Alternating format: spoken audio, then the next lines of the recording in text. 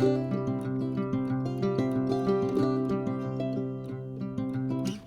going to tie a wedge head streamer, an Andreas Anderson pattern today.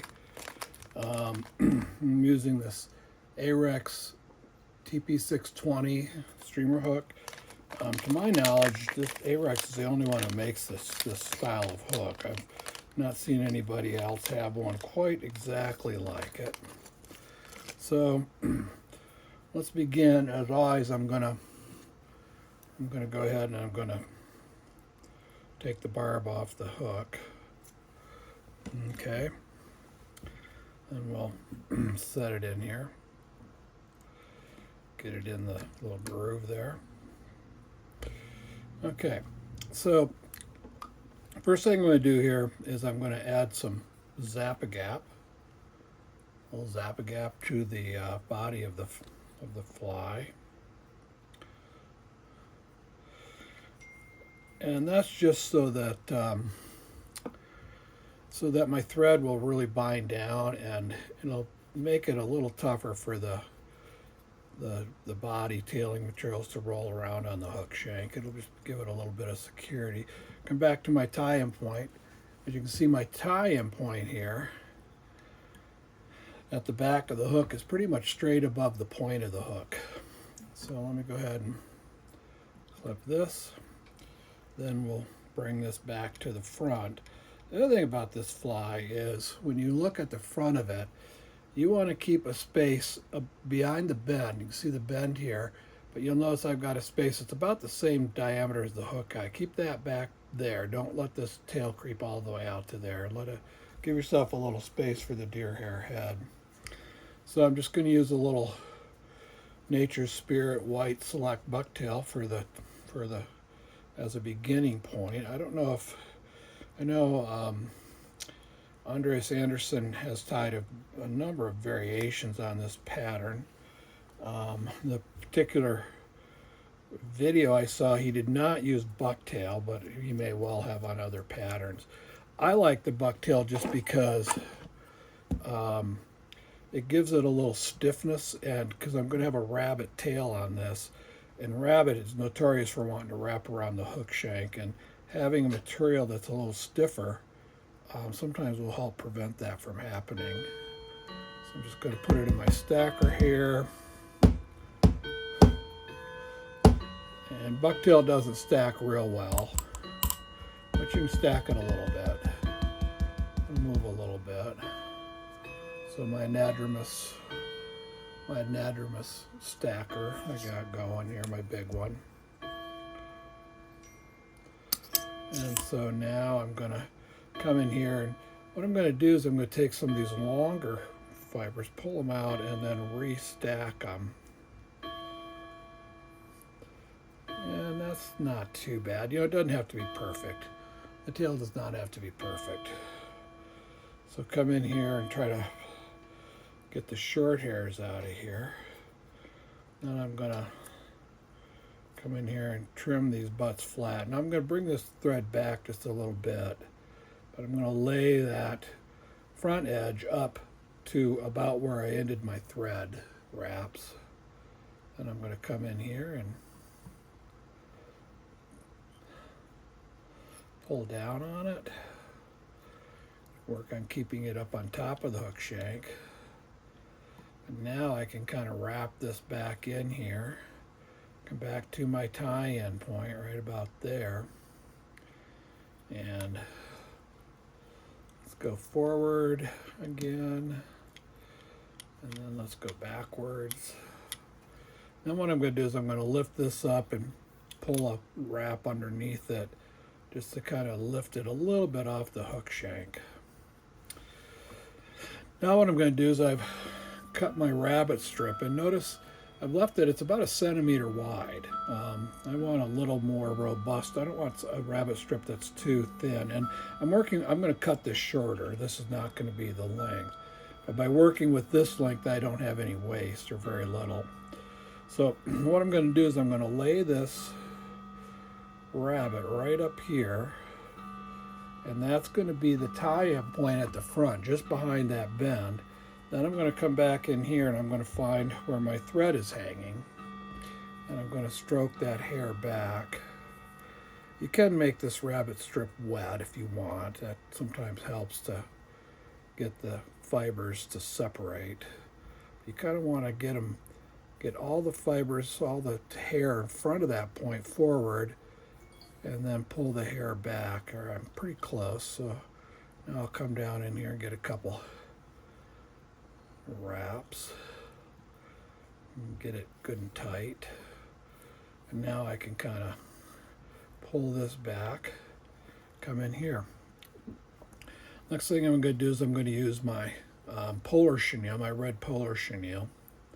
If you can work with the whole bunch, if you can work with this whole ball of it, again, you don't have any waste that way. You can cut pieces off if you want, but it seems like invariably if I cut a shorter piece off, then I'm stuck with a little piece that I can't use. And so it ends up going down in my bin here. So by working with the whole bundle, I don't have any waste with it. I just get the stuff on the fly I need, and then the bundle is still intact.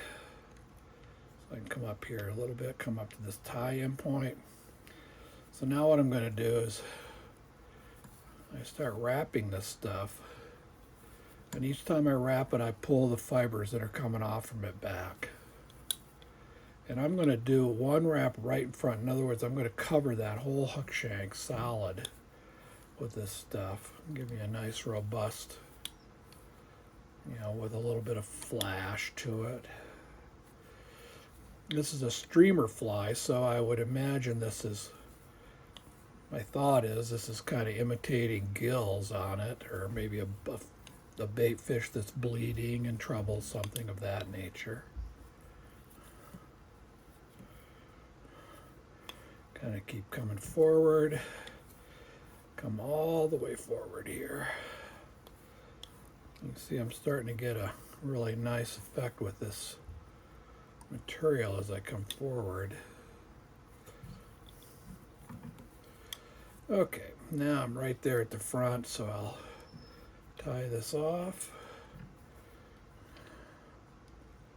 Come in here and cut it.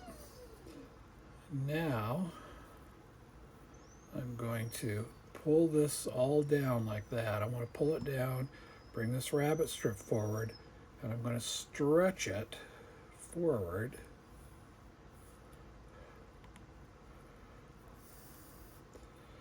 Get my hook back in there. Stretch it forward as much as I can, and then sweep all the red polar chenille back.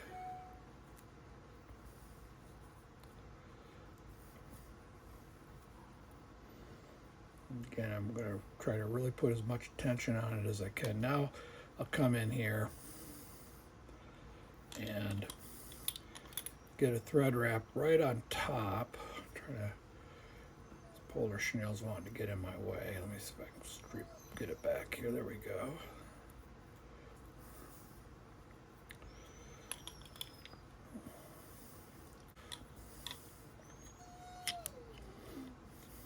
There we go. Now I captured it. Now I can pull this red chenille back and capture it and get it out of the way. Okay.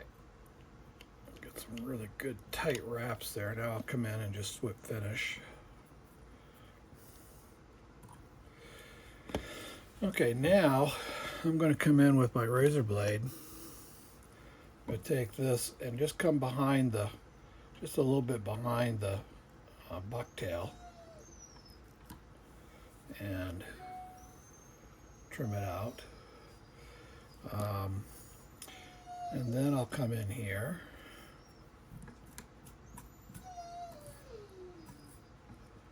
I can hear my dog whining. She wants to go downstairs. So I'm just kind of combing that rabbit back to pull out any fibers that might have got trapped by the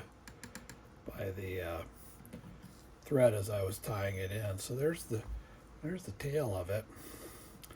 So I'm gonna come in here, get it, angle it up a little bit, got it into my grooves on my thread wrap, and then I'll come in here with my my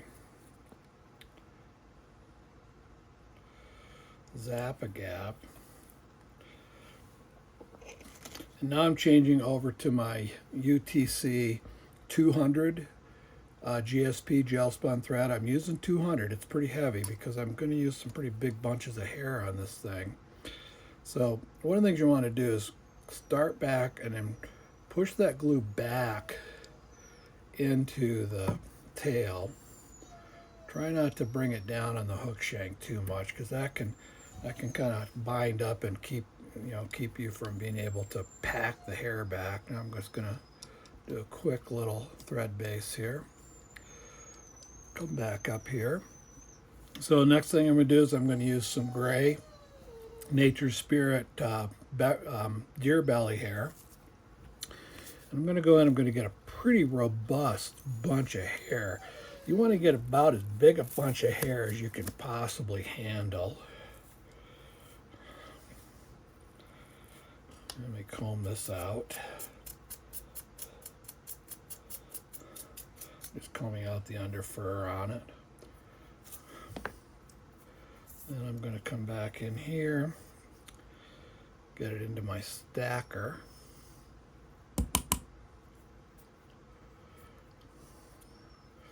And I'm just going to stack it here on my bench.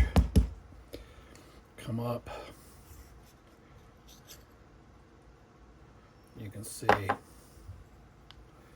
it's stacked pretty nicely. Now I'm going to gather this up, bring it out. I'm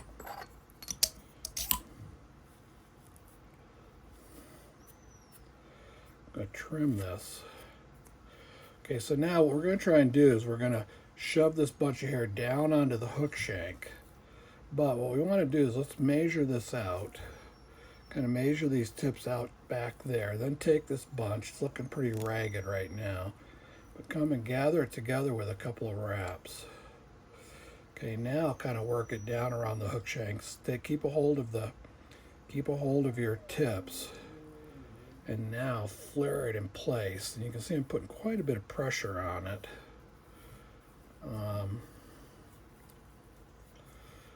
So there's your collar. You can see your collar coming back. And now I'm going to pull this back. Come up in here and get a couple half hitches in front there. And then I'll take my packing tool and I'll work at packing it back in. It's not going to move much though. It's up against the tail. Now I'm going to come forward with my thread to about the halfway point. Kind of get it right up to about there. Now I'm going to come in with some Nature Spirit red. Okay. And we get another pretty robust bunch.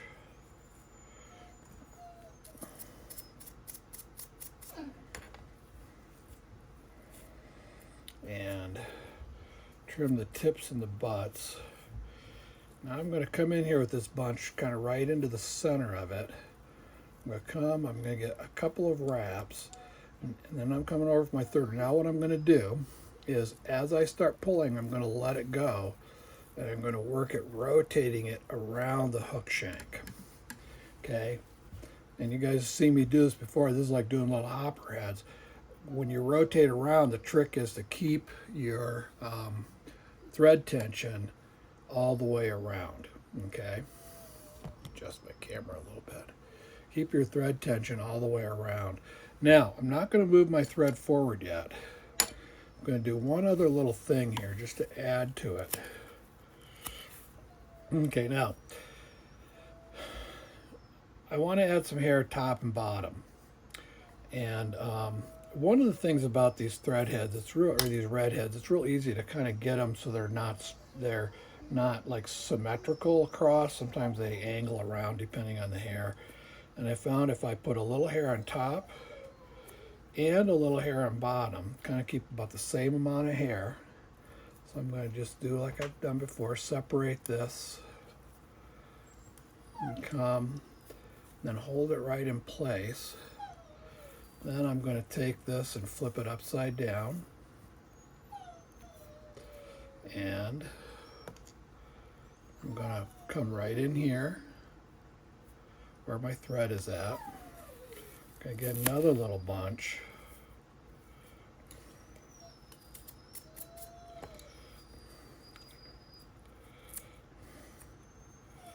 And lay it in here. Come and get a couple thread wraps on it, hold it in place and flare it. Now let's flip it back over. Now, hopefully what'll happen is my redhead will be nice and uniform. Daisy.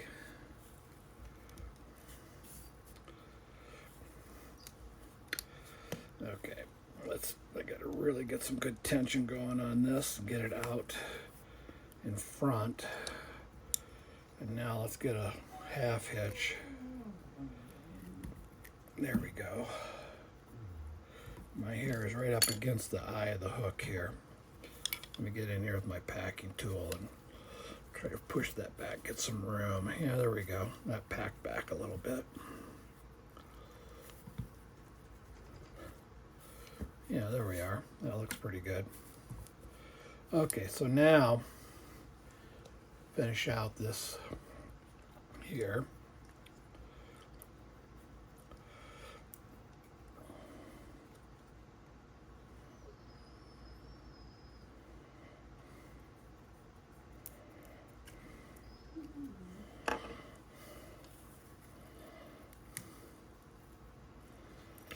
Get a few wraps in there.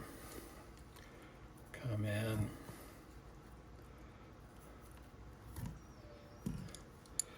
And then come in and cut that thread. And then I'm going to come in and give it one more pack.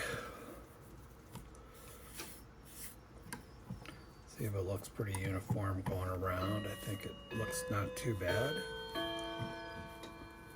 Really support that back end of it as you pack this. Okay, so now let's go ahead and trim this. And I want to trim, I'm trimming this into a wedge shape. So what I'm going to do is I'm going to turn it towards me like this, so I can see the eye. If you look, you can see the eye. And I'm going to make my first cut along the top so that it's parallel to the eye of the hook. That way I know I'm going to have it aligned correctly. Don't go too deep. You don't want to hit your thread wraps right away, so you got to kind of be careful. So I'm going to get in here and get it parallel. Get this parallel to this hook shank. And then I'm just going to kind of saw that back up through there. Get that first cut started there. Then I'm going to come down below the eye of the hook and make sure I'm parallel to the eye of the hook and the top cut. And I'm going to do the cut there. So now I look at it and I got these two parallel cuts. They're parallel to the eye of the hook. So I turn it around. Now that I've got a good reference here, I can turn it around and just trim it.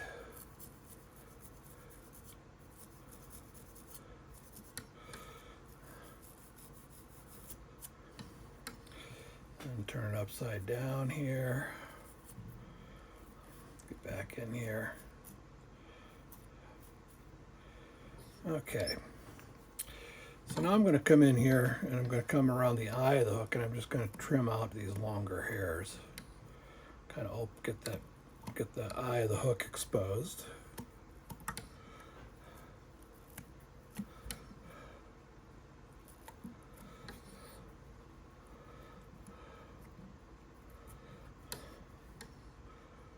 There we go. So you can see I've got the eye nice and got it cleaned out there real well. And now I'm going to come in here and I'm going to take this head and I want to, remember it's going to be a little wedge. So I'm going to start in here and then I'm going to cut out and I'm going to do a straight cut.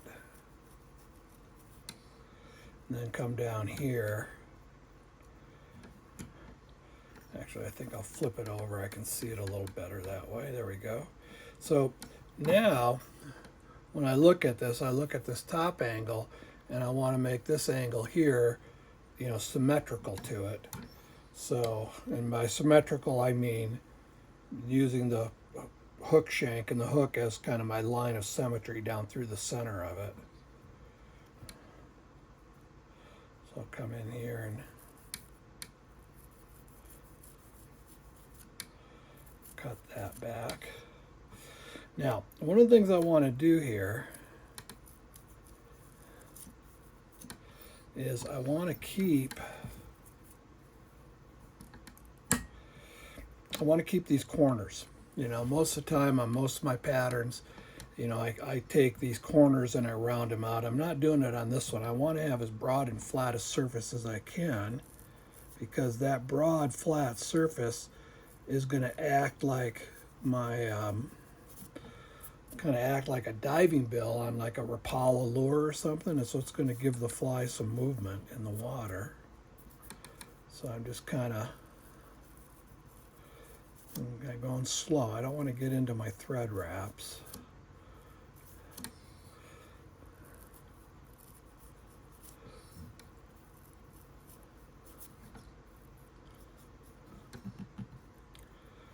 Come in here and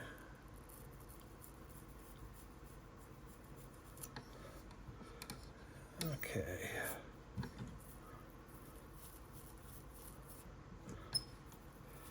And let's kind of square these two up. Look at them. This lower side's a little wider, so I'm going to just kind of work both the top and the bottom a little bit on that side. But I still want to keep this real flat. And I kind of want to come in and trim the butts of my hair out.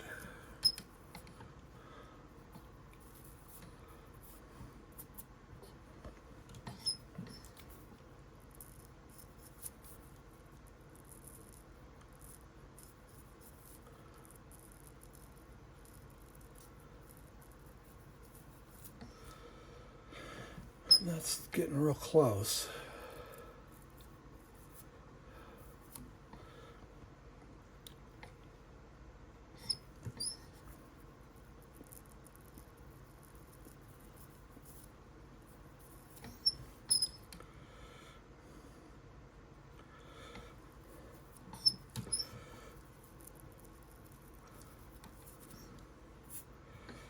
Okay.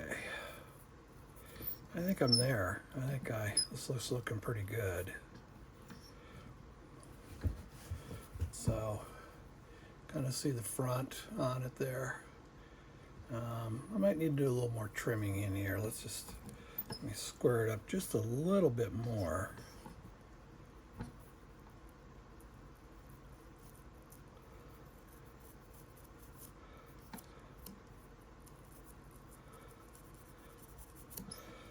Yeah, I think that does it.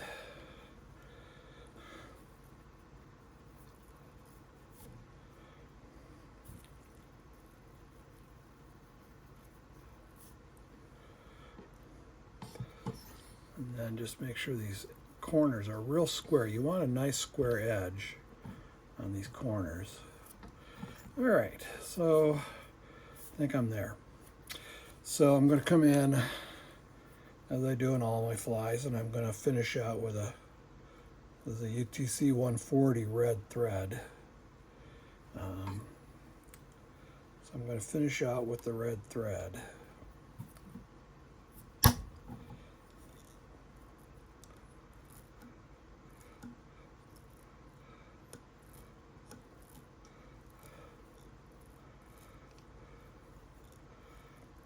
Work that thread right in behind that hook eye, and it's going over top of the gel spun thread, so it'll really help to secure that thread as well.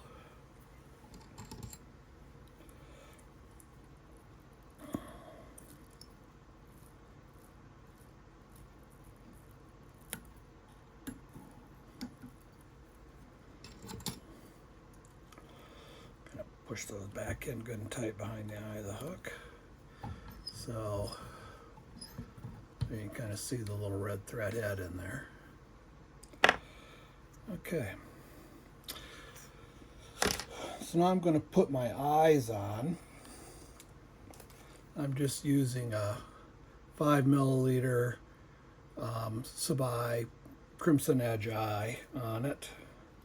They kind of look like that. You can kind of catch the red there in them.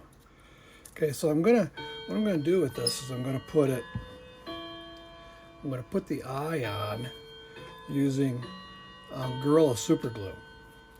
So let me take this off, and I'm just gonna center it. I'm gonna put it up, probably up between the red and gray.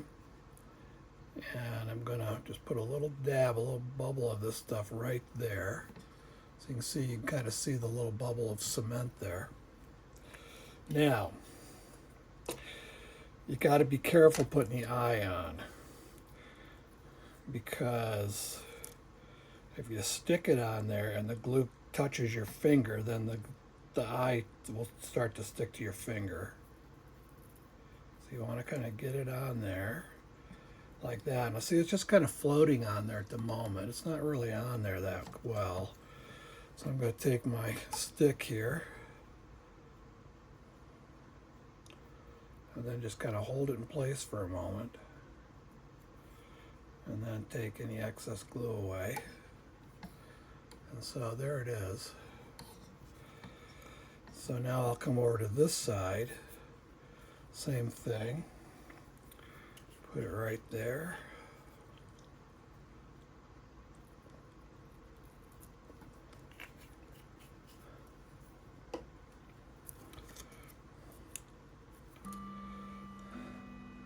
And again, very careful, just kind of lay it on there.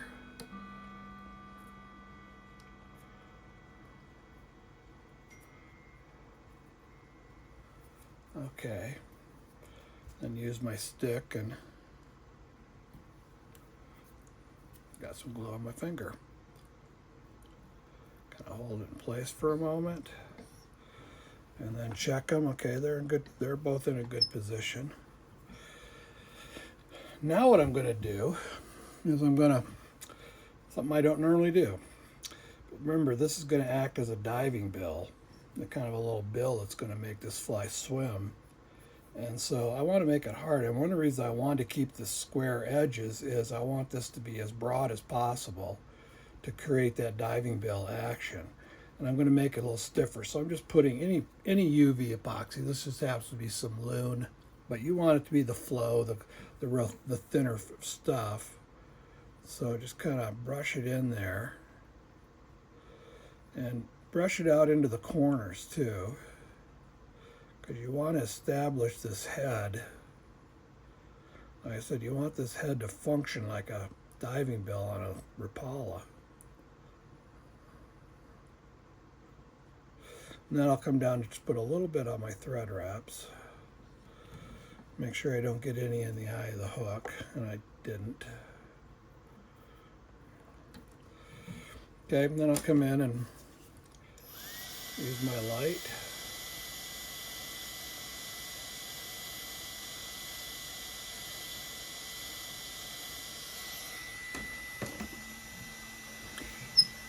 And I'll take it and turn it over in my vise. I'll do the same thing here. Kind of coming around the edges first, and then I'll go across.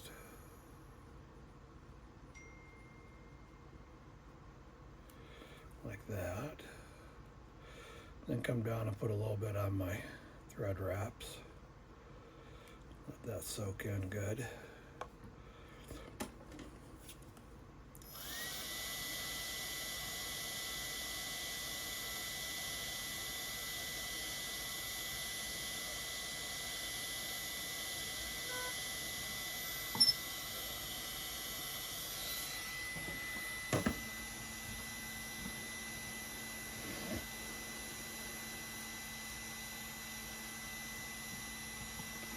So there you have it. A little Andreas Anderson calls it a Sid fly, a little wedge head streamer pattern. And you know, if you flatten the hook out, let me get the hook in here. You know, if you get the hook, you know, you can see the angle on this head. So if you fish it with a clip, you know, it's going to get a lot of good movement. So there you have it.